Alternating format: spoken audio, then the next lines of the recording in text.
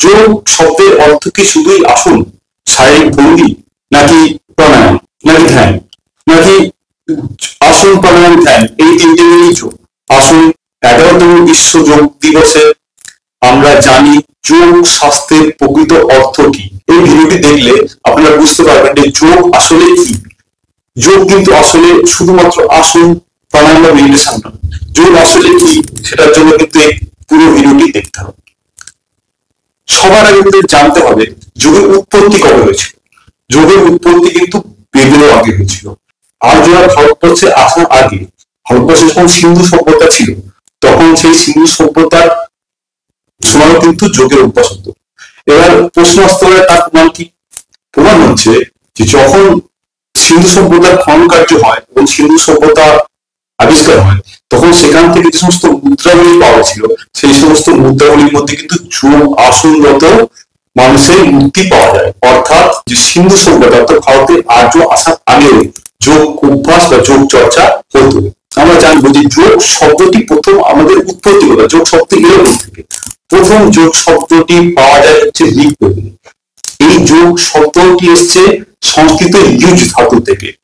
এর উৎপত্তিগত মানে হচ্ছে যুজ্যতে নেনা ইতি যোগা। তাহলে এই যোগ শব্দের অর্থ কি? এই যোগ শব্দের অর্থ হচ্ছে যুক্ত করা, অর্থাৎ একটি জিনিসকে আরেকটি জিনিসের সাথে যুক্ত করাই হচ্ছে যোগ। তাহলে প্রশ্ন হচ্ছে এই যোগ শব্দের অর্থ যে যুক্ত করা, তাহলে কোন দুটি জিনিসকে যুক্ত করা হবে? আমরা জানি যে প্রতিটি জীবাত্মাই পরমাত্মার অংশ। এই জীবাত্মার সাথে পরমাত্মার মিলন করাই হচ্ছে যোগ। এবার আমরা জানবো যোগের পরম্পরা, অর্থাৎ যোগ কোথা থেকে এসছে।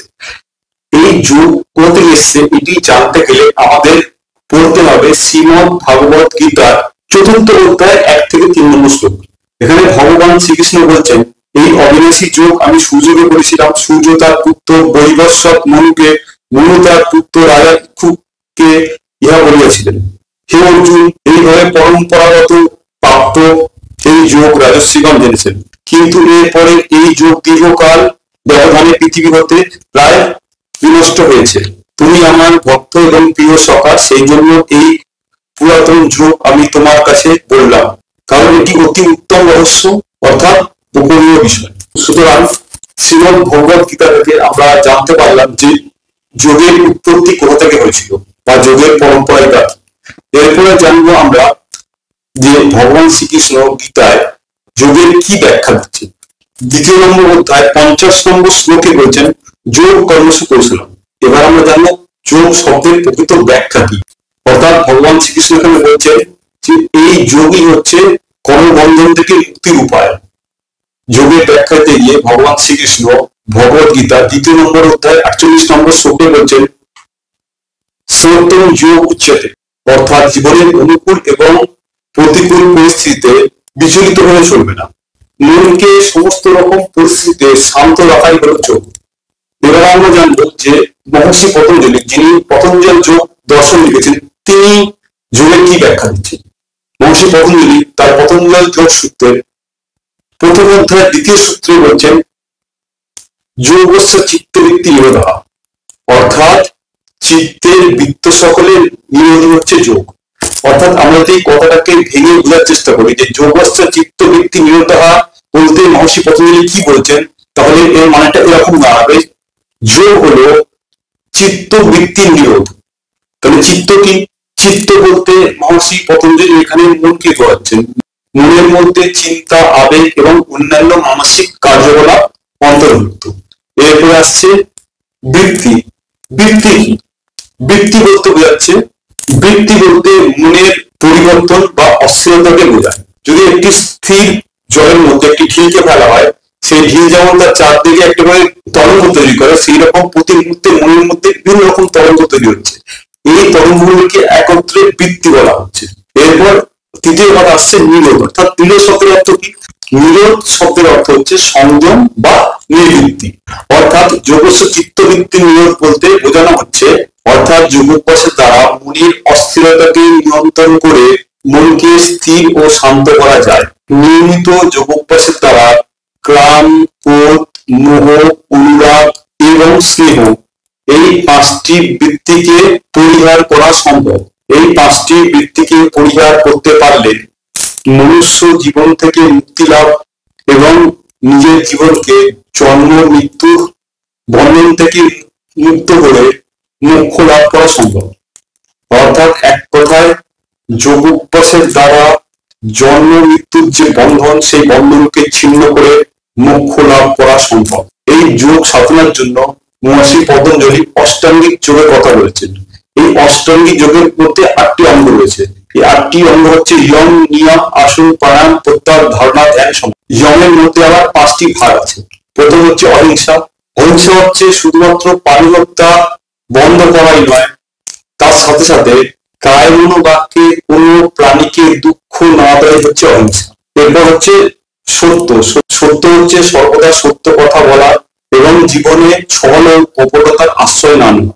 তৃতীয় হচ্ছে অস্ত্রেয়। অস্ত্রেয় মানে হচ্ছে চৌর্যবৃত্তি না করা। এরপর 4 হচ্ছে ব্রহ্মচর্য। ব্রহ্মচর্য হচ্ছে জীবনের সংযম, অর্থাৎ সংযমী জীবন যাপন করাকে এখানে ব্রহ্মচর্য বলা হচ্ছে। এরপর 5 নম্বর হচ্ছে অপরিগ্রহ। অপরিগ্রহ মানে হচ্ছে নিজের সুখের জন্য ধন সম্পত্তি সংগ্রহ না করা, এটাই হচ্ছে অপরিগ্রহ। এরপর আসছে নিয়ম। নিয়মের মধ্যে 5টি ভাগ। 5টি ভাগের প্রথম হচ্ছে সহজ। সহজ মানে নিজেকে সবসময় শুদ্ধ রাখা, যে বস্ত্র করে আমরা সাধনা করবো সেগুলো পরিষ্কার পরিচ্ছন্ন রাখা, এটি হচ্ছে সহজের অন্তর্গত। এরপর 2 নম্বর হচ্ছে সন্তোষ। সন্তোষ মানে হচ্ছে আমার কাছে যা আছে তাতেই সন্তুষ্ট থাকা, অর্থাৎ আমার কাছে যেটুকুন জিনিস আছে সেইটুকুন জিনিসেই সন্তুষ্ট হয়ে জীবন যাপন করা হচ্ছে সন্তোষ। এরপর 3 নম্বরে আসছে তপ, অর্থাৎ সাধনা করা, এখানে তপ বলা হচ্ছে। অর্থাৎ আমরা যে যোগ সাধনা করছি সেই যোগ একনিষ্ঠ মিলে সেই যোগ সাধনাকে করাই এখানে তপ বলা হচ্ছে। অর্থাৎ তপ হচ্ছে এখানে সাধনা করাকে বলা হচ্ছে। এরপর 4 নম্বর হচ্ছে স্ব-অধ্যায়। স্ব-অধ্যায় হচ্ছে আমরা যে সমস্ত বই পড়ছি, যে সমস্ত পাঠ করছি, সেই সমস্ত পাঠ করে আমাদের নিজের মধ্যে জ্ঞান সঞ্চয় করা, আর ঈশ্বরের বই পড়ে বা যোগ শাস্ত্র পড়ে নিজের একটু অধ্যয়ন করা। এই অধ্যয়ন করাকে এখানে স্ব-অধ্যায় বলা হচ্ছে। এরপরে হচ্ছে ঈশ্বর পরিণাম। ঈশ্বর পরিণাম হচ্ছে ঈশ্বরকে সমর্পণ করবো, যা হচ্ছে সবই ঈশ্বরের কৃপায় হচ্ছে। এইরকম ভাবে চিন্তা করে ঈশ্বরের উপর সমস্ত কিছু ছেড়ে দিয়ে যোগ সাধনা করে হচ্ছে ঈশ্বর পরিণাম। এই হলো যম এবং নিয়ম। এরপর আসছে আসন। মহর্ষি পতঞ্জলি আসন বলতে কোন রকম শরীরকে বিকৃত করে বা অতিরিক্ত ব্যাক বেন্ডিং, ফ্রন্ট বেন্ডিং করে, মানে শরীরকে বিভিন্ন ভাবে পাক খাইয়ে যে সমস্ত আসন এখন দেখা যায়, সেই সমস্ত আসনের অন্তত একেবারেই হয়। এখানে হচ্ছে স্থির সুখম আসন, অর্থাৎ স্থির এবং সুখপূর্বক যেখানে বসে ঈশ্বরকে আরাধনা করা যায় সেটাই হচ্ছে আসন। এরপর হচ্ছে প্রাণায়াম। প্রাণায়াম হচ্ছে শ্বাস প্রশ্বাসের নিয়ন্ত্রণ। যে শ্বাস প্রশ্বাসের নিয়ন্ত্রণের ফলে মন স্থির একাগ্র হয়, তাই হচ্ছে প্রাণায়াম। এরপর হচ্ছে প্রত্যাহার। প্রত্যাহার হচ্ছে মনকে বহির্জগৎ থেকে অন্তর্মুখী করা, এবং অন্তর্মুখী করে যোগ সাধনায় মনকে সহায় হচ্ছে প্রত্যাহার। এরপর হচ্ছে ধারণা। মনকে কোনো একটি বিষয়বস্তুর উপর একাগ্র করা বা নিবদ্ধ করাই হচ্ছে ধারণা। এরপর আসছে ধ্যান।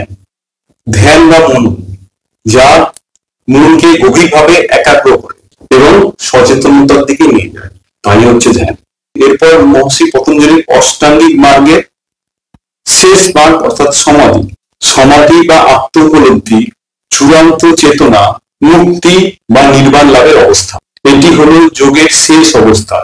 এই অবস্থায় জীবাত্মা ও পরমাত্মা এক হয়ে যায়। সুতরাং আমরা বোঝার চেষ্টা করলাম শাস্ত্রের যোগ সম্বন্ধে কি বলা হয়েছে এবং আমাদের কিভাবে যোগ অভ্যাস করা উচিত এবং যোগের প্রকৃত অর্থ কি।